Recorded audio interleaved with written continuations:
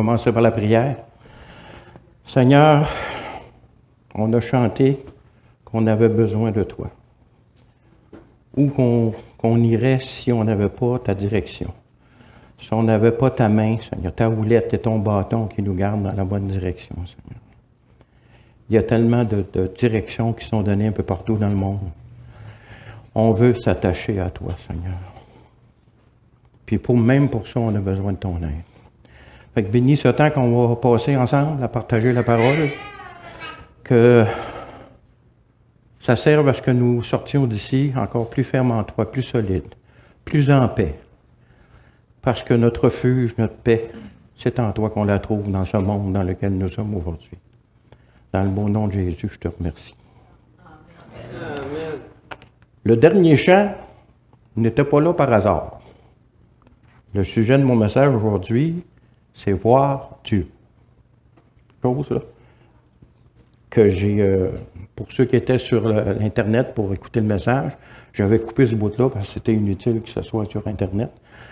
Mais pour ceux qui étaient dans la salle, on avait lu un verset, puis ça m'arrive souvent quand je lis la Bible, je lis des versets, puis je me pose des questions. Ça me fait venir à des questions. Et puis, quand j'ai une question, je cherche les réponses. Fait que suite à cet événement-là, j'ai cherché la réponse, et c'est le résultat de cette recherche que je veux partager avec vous aujourd'hui. On va commencer par relire les passages qui m'ont amené à me poser la question et un passage supplémentaire que j'ai ajouté. Alors, si vous voulez vous lever pour la lecture de la parole, on va lire dans Jean 1,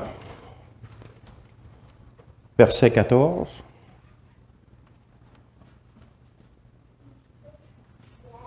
Jean 1, verset 14 et Jean 1, verset 18.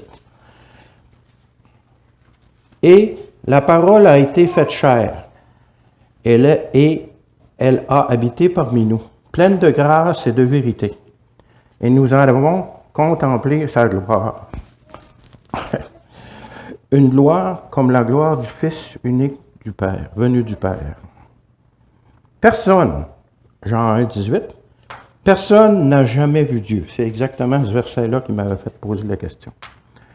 Le Fils unique qui est dans le sein du Père est celui qui l'a fait connaître. On va aller à Jean 6, verset 46. C'est que nul n'a vu le Père, sinon celui qui vient de Dieu, celui-là a vu le Père. Jean 14, versets 8 et 9 nous disent, Philippe lui dit, Seigneur, montre-nous le Père, et cela nous suffit. Jésus lui dit, il y a si longtemps que je suis avec vous, et tu ne m'as pas connu, Philippe. Celui qui m'a vu a vu le Père. Comment dis-tu, montre-nous le Père? Vous pouvez vous asseoir. Ce passage affirme sans équivoque que personne n'a vu Dieu, autrement que par de ce que Dieu nous montre de lui-même, dans son Fils unique, engendré par Dieu, le Père. Voir le Fils est devenu possible seulement après que le Fils vienne sur cette terre, environ 2000 ans maintenant. Juste en passant, le Fils est encore sur cette terre, par l'entremise de son Église, dont nous sommes les pierres vivantes. Je vois Christ en ce moment. Je vois Christ parce que je vous vois. Vous êtes le corps de Christ sur terre. Nous sommes les pieds, les mains. L'appel du pasteur au bénévolat pour l'événement qui s'en vient, mais c'est l'appel au corps de Christ de faire ce que Dieu lui l'amène à faire. Hein? Rachetons le temps est court, faisons tout ce que notre main trouve à faire. Alors, cherchez la face de Dieu, puis Dieu va vous montrer ce que vous devez faire pour l'événement qui s'en vient. Et tout ce que vous devez faire entre-temps aussi, dans vos vies de chaque jour. Parce que le témoignage de l'enfant de Dieu, c'est pas juste un événement organisé, c'est une vie changée, une vie transformée, une vie sanctifiée. Ça, c'est l'œuvre de Christ en nous qui le fait de jour en jour, de gloire en gloire. Sommes-nous des pierres propres ou souillées? À chacun de répondre pour lui-même à cette question. Nous sommes le corps de Christ sur cette terre. Aujourd'hui, ne l'oublions jamais. Qu'en était-il avant sa venue? Et qu'en sera-t-il après son retour? Lorsqu'il reviendra complètement sur la terre, la tête et son corps ensemble.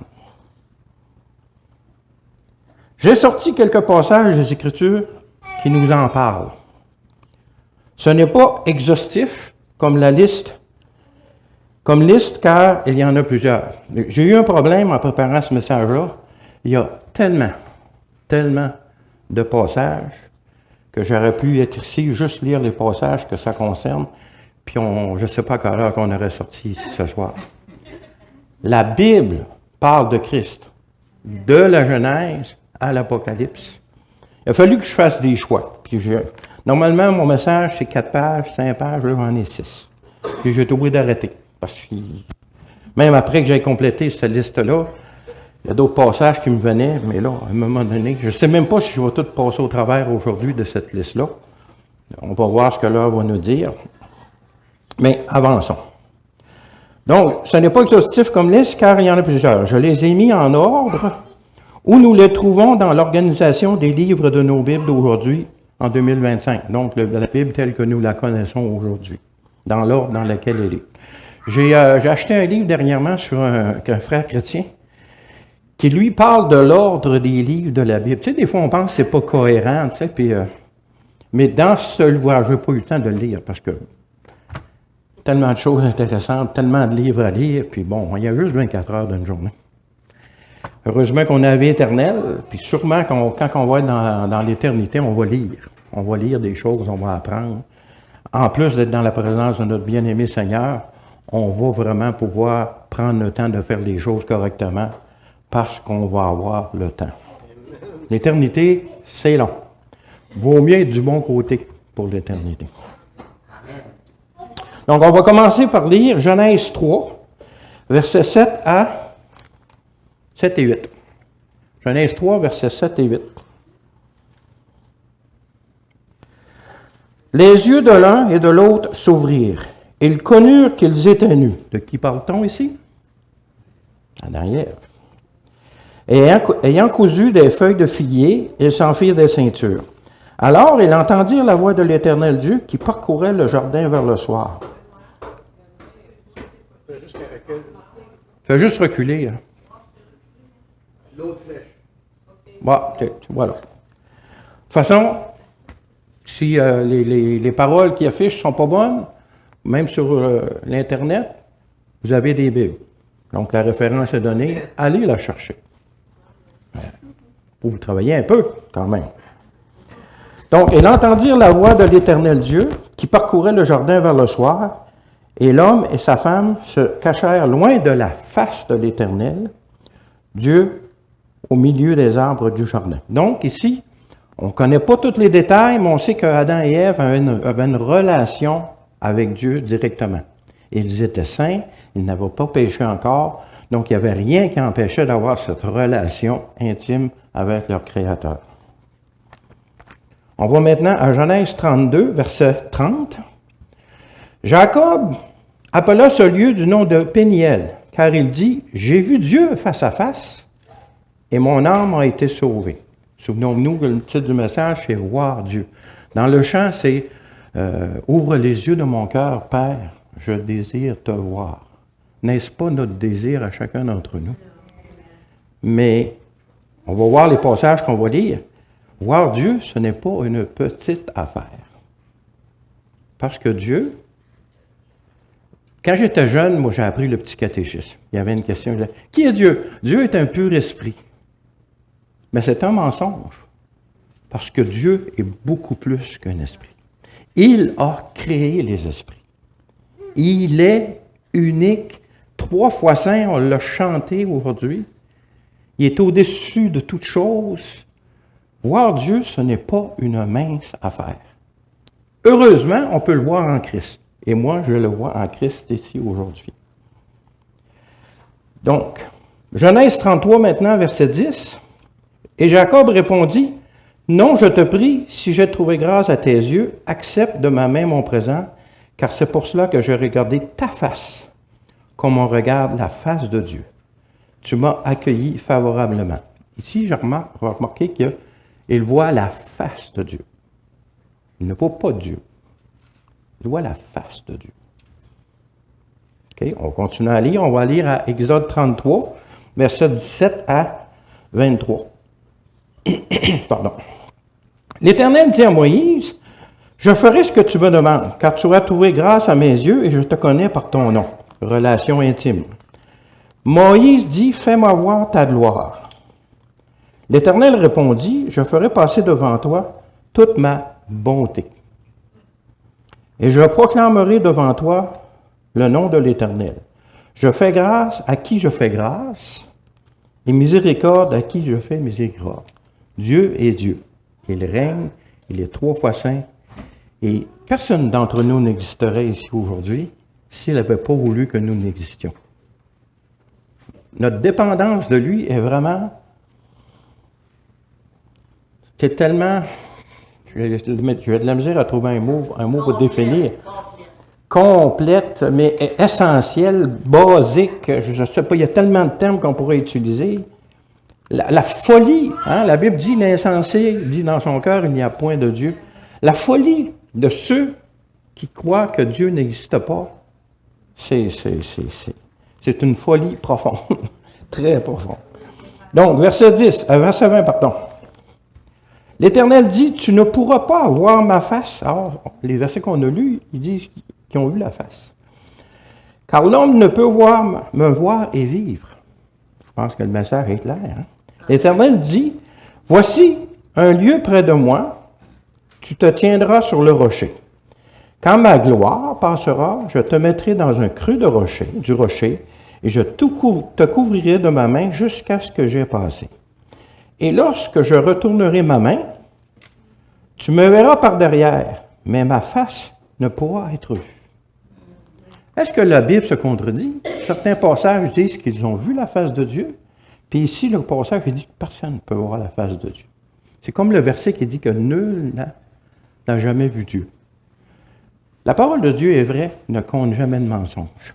Si certains passages semblent se contredire, c'est parce que nous n'avons pas la compréhension au niveau nécessaire pour voir les subtilités des vérités exposées dans la parole de Dieu.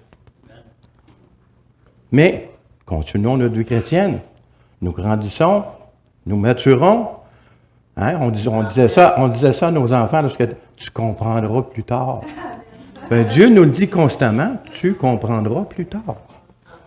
À condition que tu persévères. Il ne faut pas abandonner. Il faut rester au service du Seigneur. Il faut croire. Il faut lire sa parole pour le connaître. Première révélation de Dieu, c'est dans la nature. On voit qu'il y a un créateur merveilleux. Deuxième, c'est sur le caractère de Dieu. On le voit dans la parole de Dieu écrite.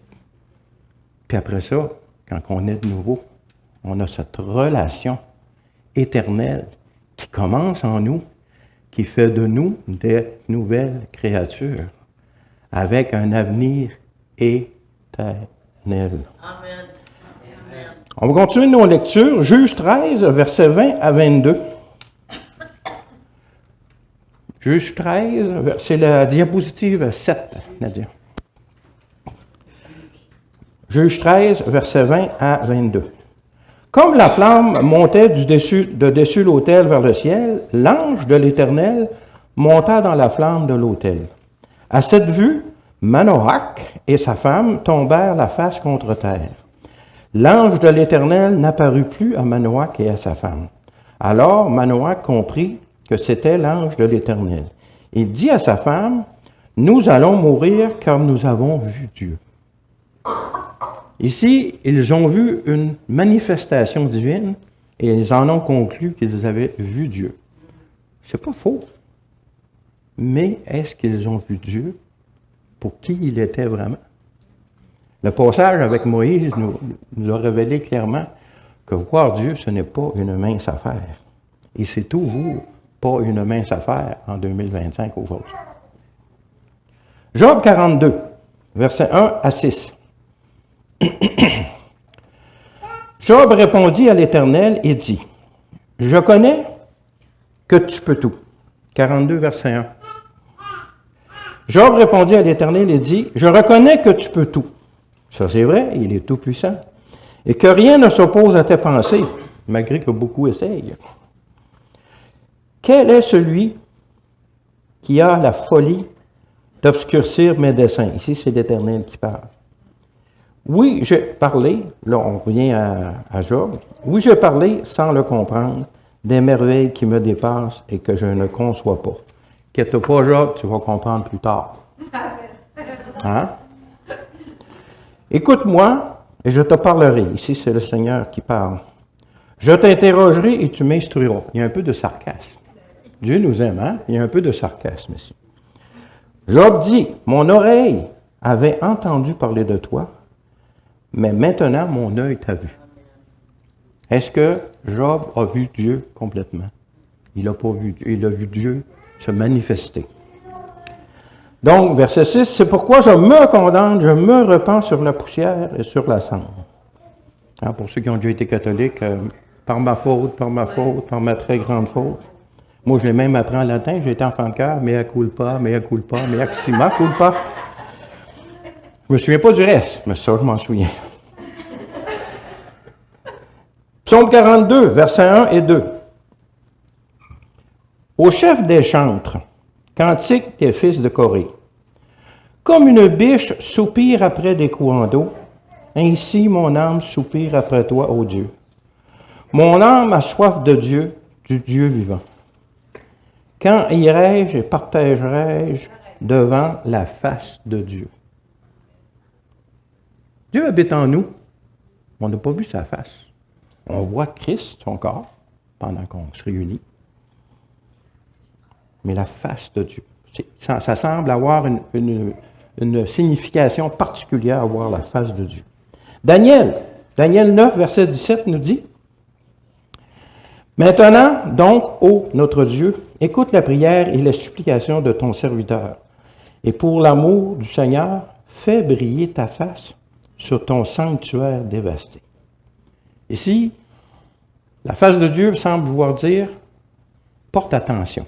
Quand Dieu met sa face dans une direction, c'est qu'il porte attention.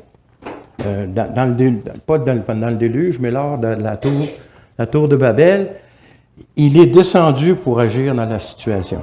Est-ce que tout Dieu est descendu? Non, c'est Dieu partout. Il y a des paroles qui nous expliquent les actions de Dieu, qui nous font voir qui il est dans ses actions. Matthieu 18, dans le Nouveau Testament maintenant. Matthieu 18, verset 10, nous dit, « Gardez-vous de mépriser un seul de ces petits. » Inclus-moi, je suis un petit. « Car je vous dis que leur ange dans les cieux voit continuellement la face de mon Père qui est dans les cieux. » Ici, c'est le verset que notre frère voulait amener pour dire, ben oui, il y en a qui voient Dieu, mais ils voient la face de Dieu. Ils voient la face de Dieu. Hébreux 9 dit, verset 24, « Car Christ n'est pas entré dans un sanctuaire fait de main d'homme, en imitation du véritable. Donc, il y a un sanctuaire fait par Dieu. Mais il est entré dans le ciel même, afin de comparaître maintenant pour nous devant la face de Dieu. Même dans le sanctuaire que Dieu a créé de sa propre main, on ne voit que la face de Dieu. Dieu est 3 fois saint, élevé au-dessus de toutes choses. Il est hors de sa création. Commencez-vous à comprendre la difficulté qu'on a pour voir Dieu? Comment peut-on voir sa tête qui ne rentre même pas dans sa création? Il maintient sa création à l'existence, mais il n'en fait pas partie.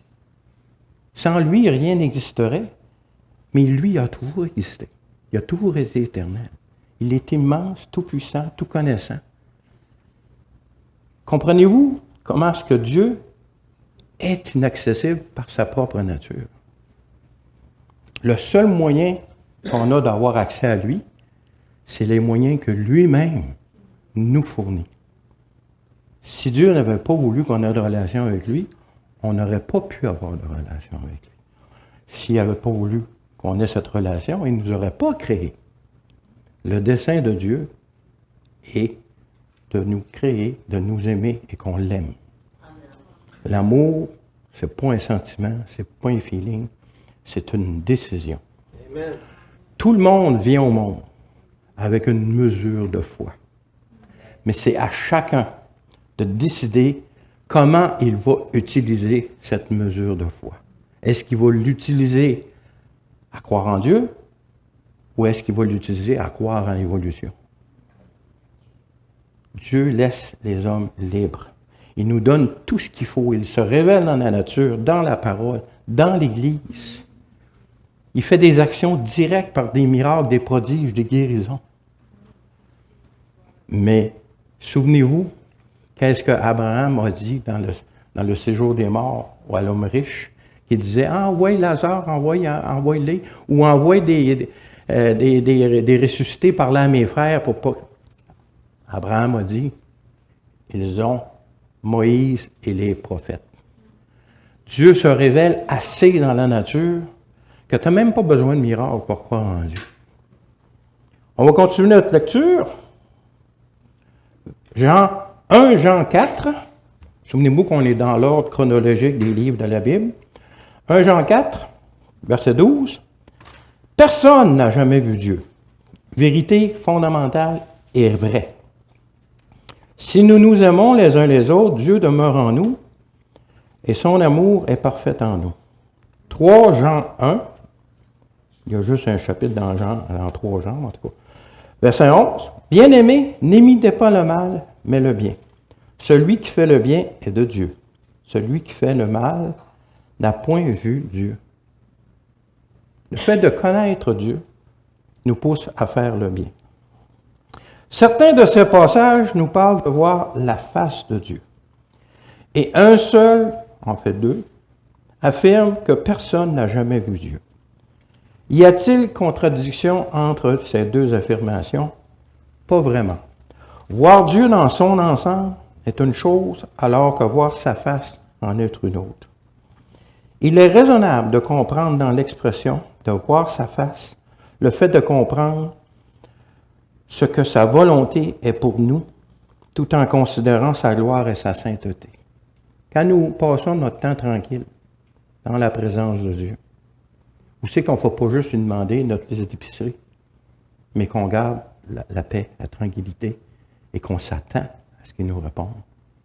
Il nous parle. Il nous révèle sa volonté pour nos vies personnellement.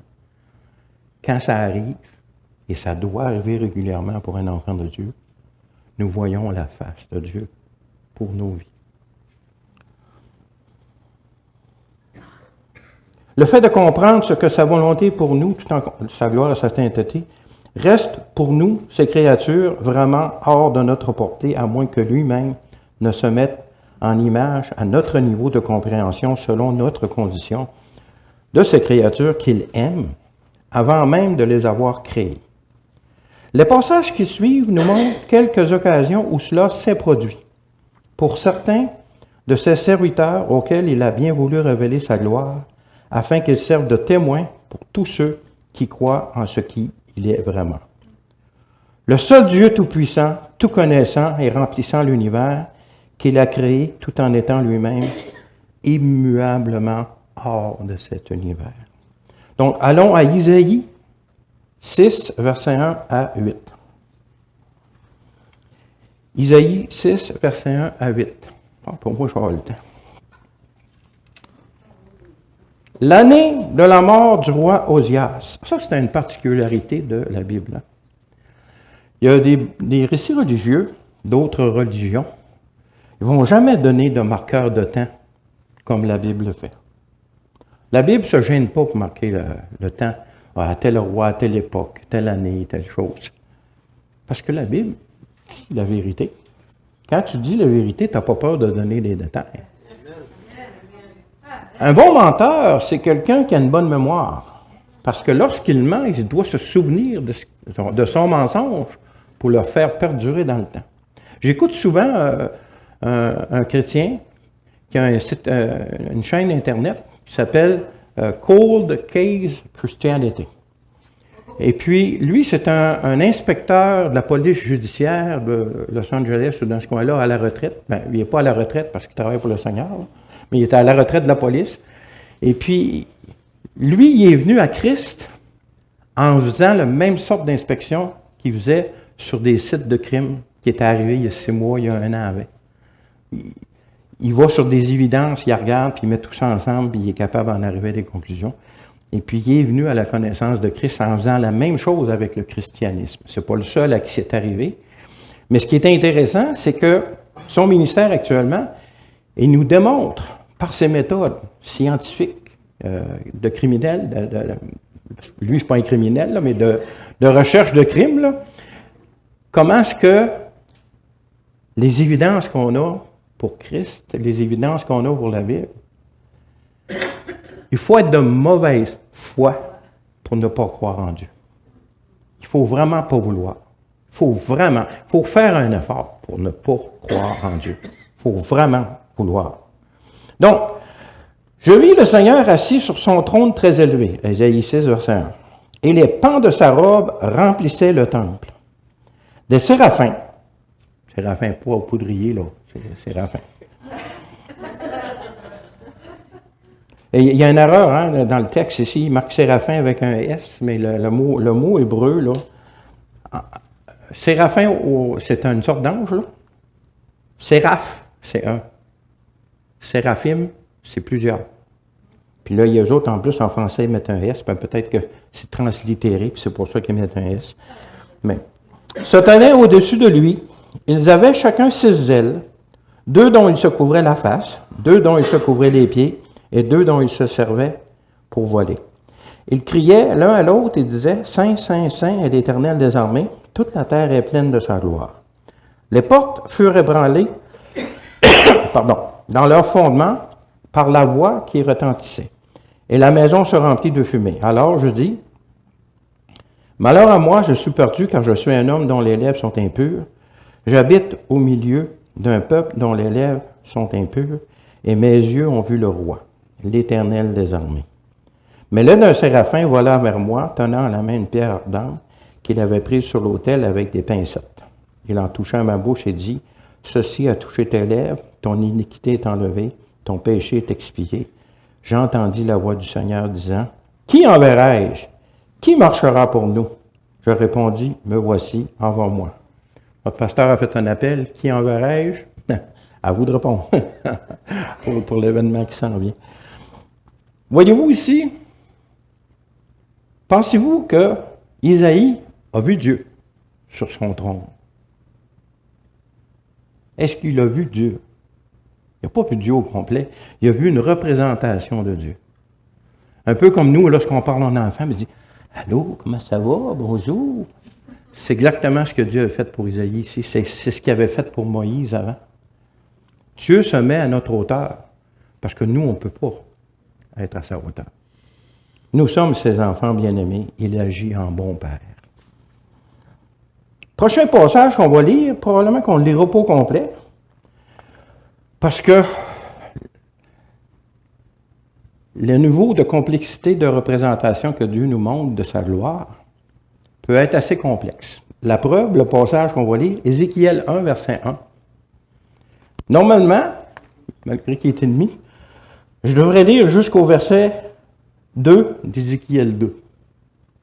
Je ne sais pas pour ceux qui connaissent le passage, on va lire quelques versets, vous allez voir, mais probablement que je ne le lirai pas au complet, parce que vous avez chacun votre Bible. Puis c'est des passages que vous avez certainement rencontrés.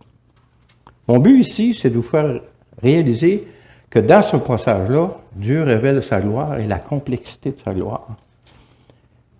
On va lire quelques versets, après ça, je vais vous donner un petit commentaire.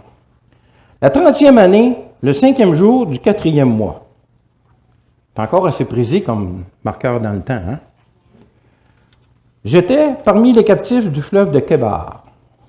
Les cieux s'ouvrirent et j'eus des visions divines. Le 5e jour du mois, c'était la 5e année de la captivité du roi Joachim. Encore là, marqué dans le temps. Et puis avec les découvertes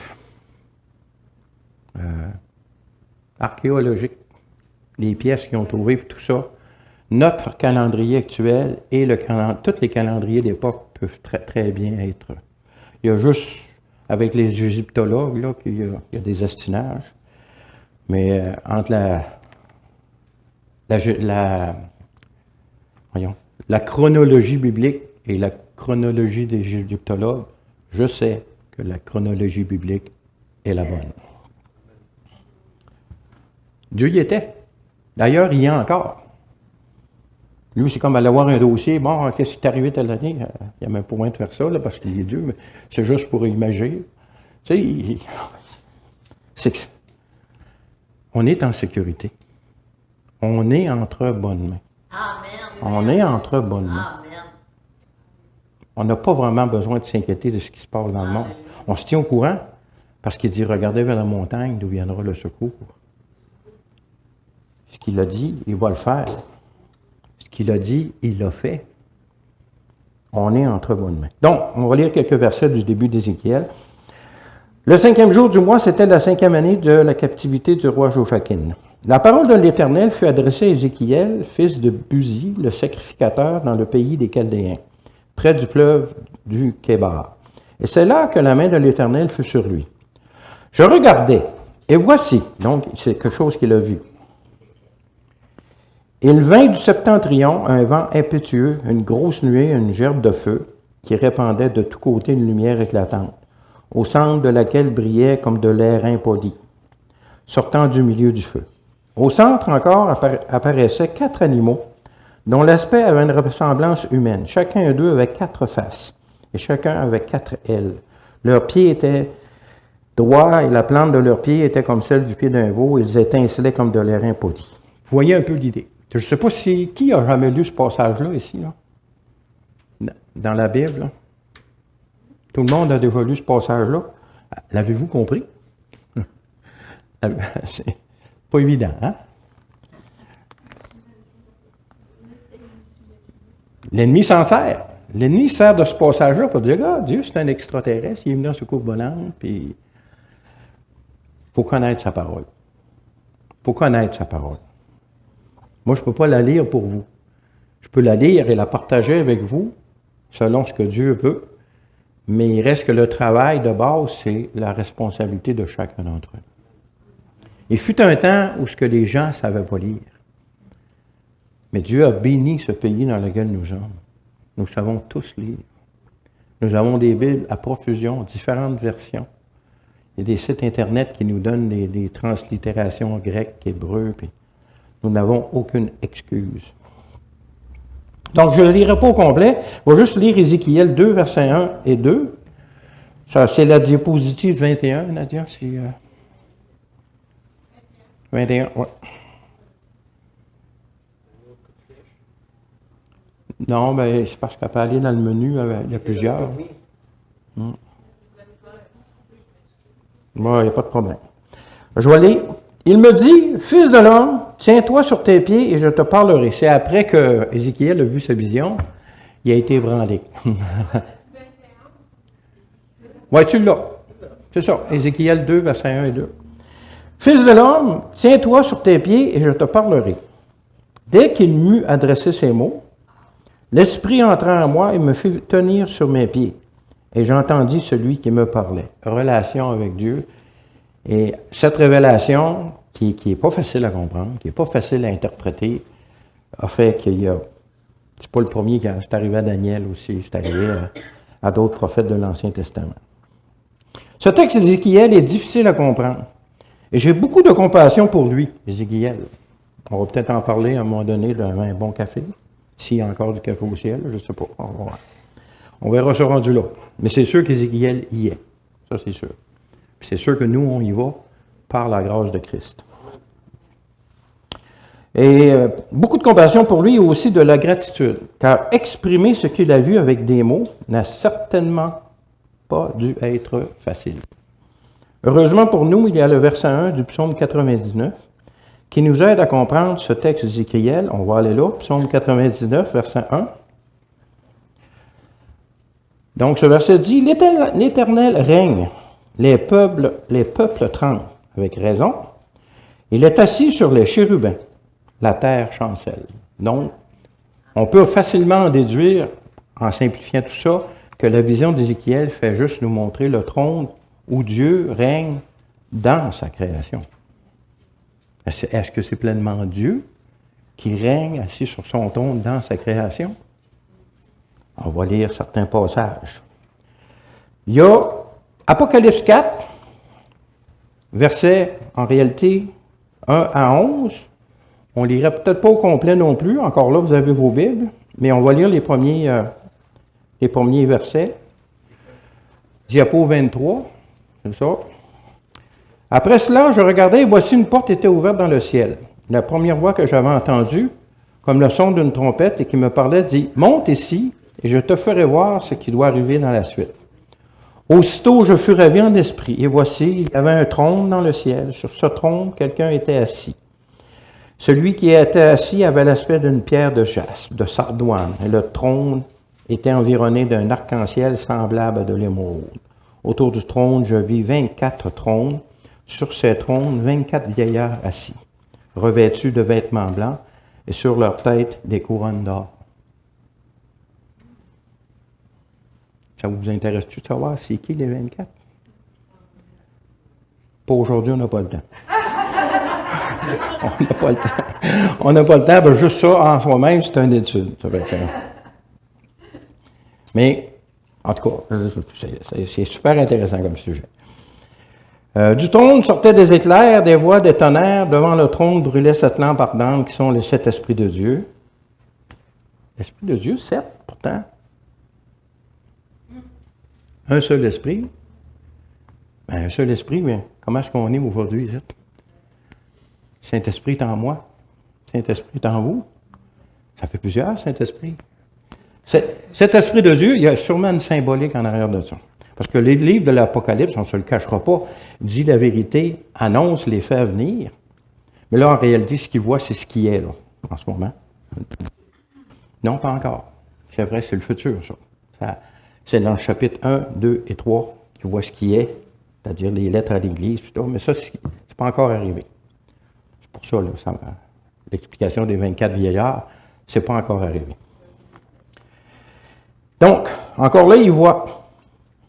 Et puis, au verset 11, on peut compléter « Tu es digne, notre Seigneur, notre Dieu ».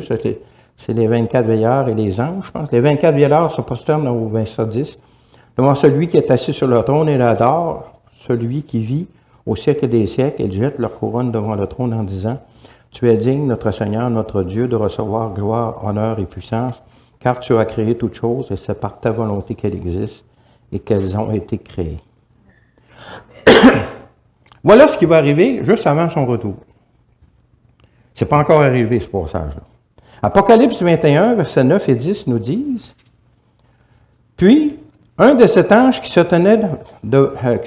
tenait les 7 coupes remplies des 7 derniers fléaux vint et il m'adressa la parole en disant « Viens, je te montrerai l'épouse, la femme de l'agneau. » Et il me transporta en esprit sur une grande et haute montagne, et il me montra la ville sainte, Jérusalem, qui descendait du ciel d'auprès de Dieu, ayant la gloire de Dieu. Ça, c'est ce qui s'en vient. Apocalypse 21, c'est après son retour. Oui. On continue Apocalypse 21, versets 22 à 27. « Je ne vis point de temple dans la ville, car le Seigneur Dieu Tout-Puissant est son temple. » Entre versets 10 et 22, là, il donne les dimensions, puis la composition, c'est... Oui, non, tu sais, c'est quoi? Non, c'est correct, je suis en train de lire en avance. Ah, OK, c'est bon. Donc, je ne vis point de temple dans la ville, car le Seigneur Dieu Tout-Puissant est son temple, ainsi que l'agneau. La ville n'a besoin ni du soleil, ni de la lune pour l'éclairer, car la gloire de Dieu l'éclaire, et l'agneau est son flambeau. Les nations marcheront à sa lumière, et les rois de la terre y apporteront leur gloire. Ses portes ne se fermeront point le jour, car il n'y aura point de nuit. On y apportera la gloire et l'honneur des nations. Il n'entrera chez elles rien de souillé, ni personne qui se livre à l'abomination, au mensonge. Il n'entrera que ceux qui sont écrits dans le livre de vie de l'agneau. Ça, c'est notre futur. C'est ce que Christ nous a acquis. Je parlais avec une sœur dimanche passé au pas, et puis on parlait de ce qui allait arriver là, après le retour du Seigneur, puis après les 1000 ans. Puis, on a besoin de connaître ces choses-là. C'est écrit dans la Bible, qu'est-ce qui va arriver. Hein? Dans le chapitre 22, là, 21, 22 là, de l'Apocalypse. On va vivre des temps durs. On n'est pas sous la colère de Dieu. Mais avant que la colère de Dieu vienne sur terre, il faut que la méchanceté des hommes atteigne leur comble. Puis cette méchanceté-là est dirigée vers qui? Elle est dirigée vers nous. On va subir cette méchanceté-là. Israël va subir cette méchanceté-là, l'Église. On s'en va vers des temps difficiles. Mais on n'a pas besoin de s'inquiéter. Il a vaincu le monde. Il a vaincu le monde. Et ce qu'il promet, il l'accomplit. Soyons en paix, frères et sœurs. Et roulons nos manches et travaillons à l'œuvre de Christ.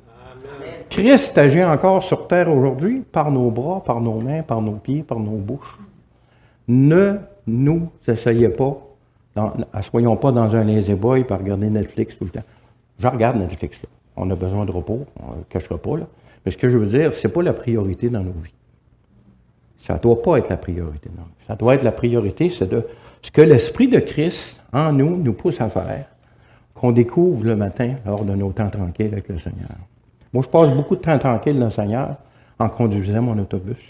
Quand je n'ai pas de client à bord, que je reviens d'une run. C'est des temps merveilleux, là. L'autobus, ça roule tout seul quasiment. Là, c'est plus compliqué de ce temps-là, là, mais en tout cas, on ne embarquera pas là-dedans. Donc, on va lire Apocalypse 22, versets 1, 2, 3, 4. Il me montra un fleuve dans la vie, limpide comme du cristal, qui sortait du trône de Dieu et de l'agneau. On va le voir, l'agneau. Hein? L'agneau va être dans la ville, il va éclairer la ville. On va vraiment voir Christ lui-même. Mais on va voir Christ ressuscité avec ses plaies de sa crucifixion. Il va voir, un peu comme Jean le voit dans sa description, lorsqu'il le voit dans le chapitre 1, il voit Christ qui lui annonce des choses. Ça, c'est le futur pour nous. C'est à ce niveau-là qu'on va voir Dieu. On va être rendu dans la présence de Christ, qui est la représentation la plus fidèle de qui est ce Dieu infini. Il y a une image finie, c'est Christ. Au milieu de la place de la ville, sur les deux bords du fleuve, il y avait un arbre de vie, produisant 12 fois des fruits, rendant son fruit chaque mois, et dont les feuilles servent à la guérison des nations. Donc, il y aura encore des nations à cette époque-là. Des nations qui vont se reproduire, qui vont être dans une chair semblable à celle que Adam et Ève avaient, et qu'ils seront en communion avec l'agneau de Dieu, puis avec nous, qui va avoir nos corps glorifiés. C'est une époque difficile à imaginer, mais tellement glorieuse et merveilleuse, ça doit nous encourager à persévérer malgré les problèmes qu'on rencontre dans nos vies de chaque jour, aujourd'hui, en 2025. Il est donc raisonnable de conclure que personne, à part lui-même, ne peut voir Dieu dans son ensemble. Jésus disait à un moment donné, « Qui a vu le Père, sinon le Fils qui vient du Père? » Amen. Fait. Est-ce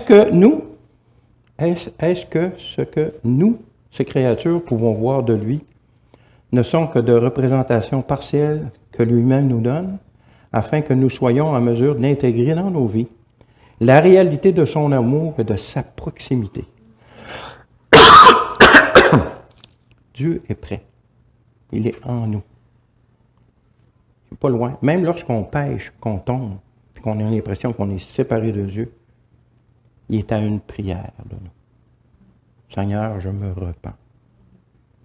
Quand on pêche, ça m'arrive de pêcher, puis que l'ennemi dit, « Ah, t'as péché, t'es fait, Dieu ne voudra plus de toi. » À qui on peut aller si on ne va pas à Dieu? Dieu est bon. C'est le seul qui est bon. Jésus l'a dit, il y a Dieu seul qui est bon. Allons à lui. Ne nous laissons pas séduire par l'ennemi à vivre une vie d'errance en tant qu'enfants de Dieu. Soyons fils prodigues et revenons à lui. Pardon. Donc, sa proximité, malgré sa grandeur et sa gloire, infiniment insaisissable pour des êtres finis tels que nous. Les textes suivants affirment sa grandeur insaisissable pour sa création. Un roi, versets 27 et 28. On retrouve le même passage, c'est à diapo 29. Nadia. Pardon. Donc, un roi 8 nous dit, « Mais quoi? Dieu habiterait-il vraiment sur la terre? Voici les cieux, et les cieux des cieux, ça commence à faire des cieux, ne peuvent te contenir. Combien moins cette maison que je t'ai bâtie. » Ici, c'est Salomon qui parle. « Toutefois, l'Éternel, mon Dieu, sois attentif à la prière de ton serviteur et à sa supplication. Écoute le cri et la prière que je t'adresse aujourd'hui. Montre-moi ta face. » C'est une autre façon de le dire. Quand Dieu porte attention à une situation, on dit que sa face est dans cette situation-là. On voit ça dans 2 Chroniques 2 et 2 Chroniques 2, 4 et 2, 6, 18. On va aller à 2 Chroniques 2. On l'a, c'est ça, on va le lire. « Voici, je lève une maison au nom de l'Éternel, mon Dieu, pour la puissance, pour la lui consacrer, pour brûler devant lui le parfum odorifant, pour présenter continuellement des pains de proposition et pour offrir les holocaustes du matin et du soir, des sabbats, des nouvelles lunes et des fêtes de l'Éternel, notre Dieu. Suivant une loi perpétuelle pour Israël, la maison que je vais bâtir doit être grande, car notre Dieu est plus grand que tous les dieux. Mais qui a le pouvoir de lui bâtir une maison unique? Une maison puisque les cieux et les cieux ne peuvent le contenir. Et qui suis-je pour lui bâtir une maison si ce n'est pour faire brûler des parfums devant lui? Ce qu'on peut connaître de Dieu, c'est lui qui nous le révèle afin que nous puissions avoir une relation avec lui. Ce temple, c'était pour faire brûler des parfums. C'était en prévision de l'explication du plan du salut, de la réalité de ce que Jésus lui-même fait pour que nous soyons sauvés. Psaume 113, versets 1 à 6. Louez l'Éternel, serviteur de l'Éternel. Louez le nom de l'Éternel. Que le nom de l'Éternel soit béni dès maintenant et à jamais. Du lever du soleil jusqu'à son couchant, que le nom de l'Éternel soit célébré. L'Éternel est élevé au-dessus de toutes les nations. Sa gloire est au-dessus des cieux. Qui est semblable à l'Éternel notre Dieu? Et là, sa demeure en haut. Il abaisse les regards sur les cieux et sur la terre. Il est vraiment en dehors de cette création qui est merveilleuse. Enlève le péché de cette création, puis nous avons une création merveilleuse.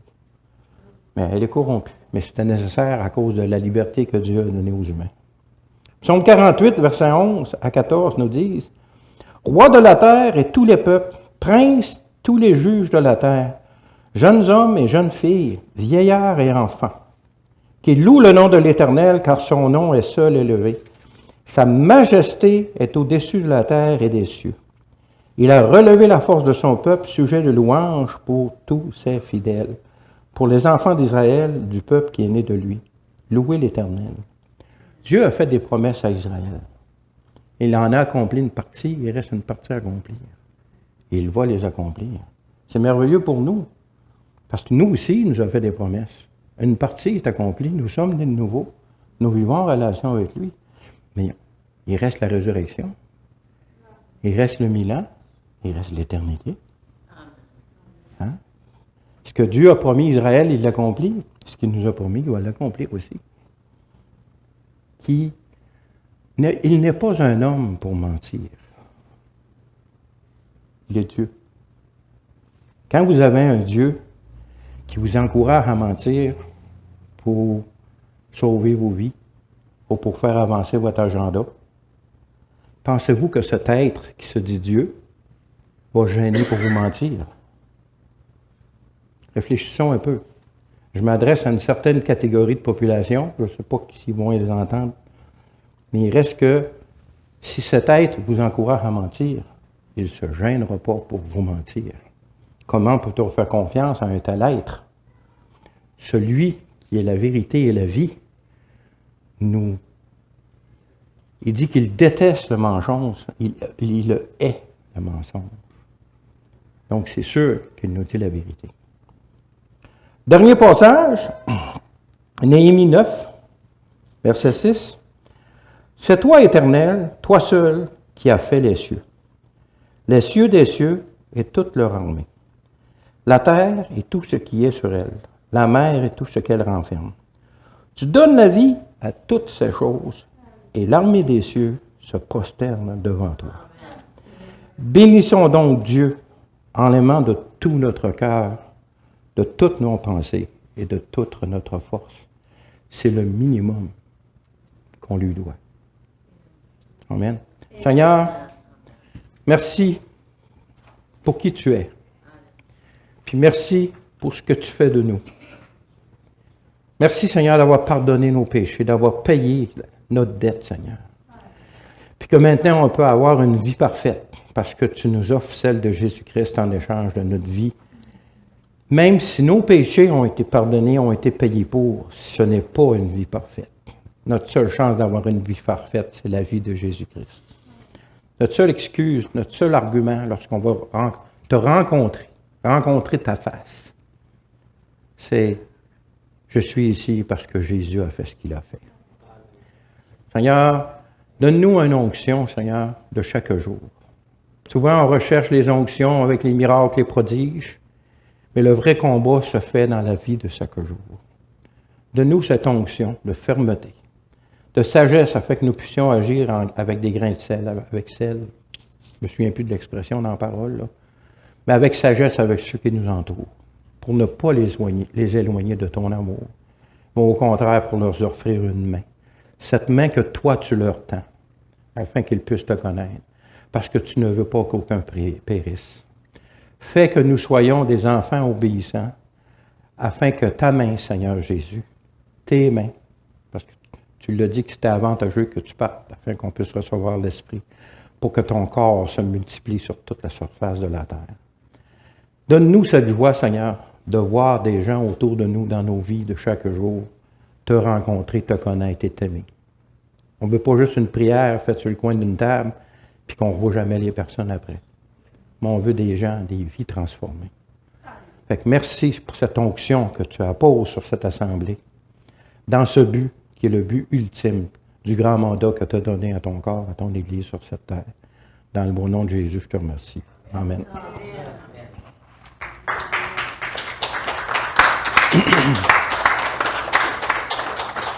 Je ne sais pas s'il y en a qui ont des besoins, que le pasteur veut prier pour. Oui. Je ne sais pas si c'est vraiment le temps, peut-être que oui, mais c'est vraiment pas pour les. Voudrais-tu spécifier ce que tu entends en disant Dieu est en dehors de. Parce que ça, quelquefois, puis je sais que la façon que tu dis, c'est pas ce que monsieur et madame tout le monde comprend bien qui ne connaît pas Dieu. OK. C'est pour ça que je voudrais que tu le fasses préciser, peut-être même dans la vidéo, reprendre à un moment donné. Bon, non, mais ça ne dérange pas. Tu fais de l'artisanat. OK?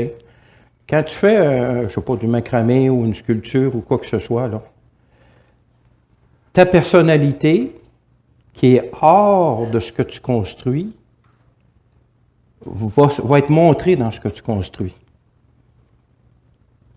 Et contrairement à nous, que ça nous prend du matériau de base pour faire des choses, Dieu a tout créé à partir de rien, mais il reste en dehors de sa création.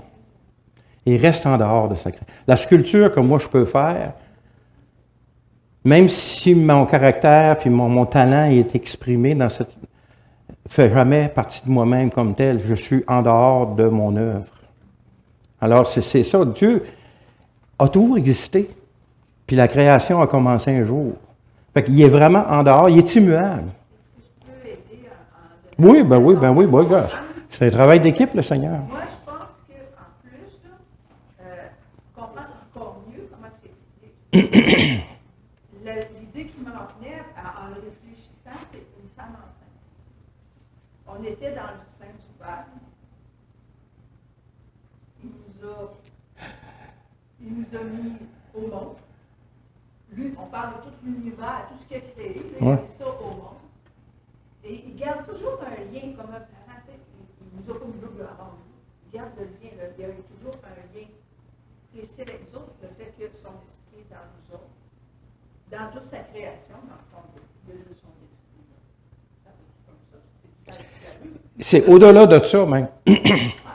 C'est au-delà de ça, parce que toi, ton enfant, quand il est venu au monde, s'il y a quelqu'un d'autre qui s'en occupe, il va grandir.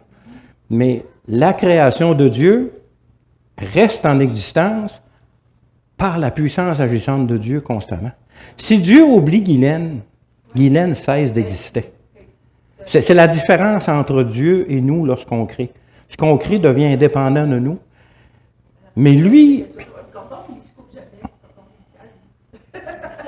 c'est ça. Tu sais, mais Dieu est immuable, il est hors de sa création, mais sa création existe parce qu'il l'a créée et elle continue à exister parce qu'il continue. Comment tu dis? Oh oui, il est en nous. Ça, c'est la relation avec l'Esprit Saint, l'Esprit de Dieu. Il peut venir en nous parce que Christ a, par son œuvre, a comme enrobé l'Esprit Saint qui peut venir habiter dans nos corps de chair pleins de péchés. Jésus nous a permis de recevoir l'Esprit Saint. Un jour, notre corps va prendre l'image de l'Esprit Saint, on va avoir notre corps glorifié. C'est un concept divin.